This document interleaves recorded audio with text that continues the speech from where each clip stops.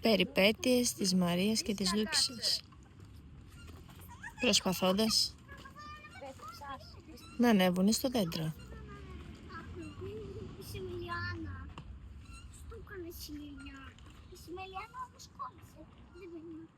Κάτσε καλά πρώτα. Κόλλησε και κόλλησε. Τους φέρνει στην παιδική χαρά να κάνουν κούνια και αυτές καρφαλώνουν στα δέντρα. Ανέβασε ένα, μαμά. Έλα.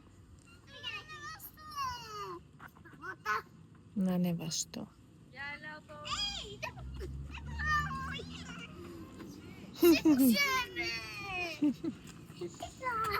Σήκωσε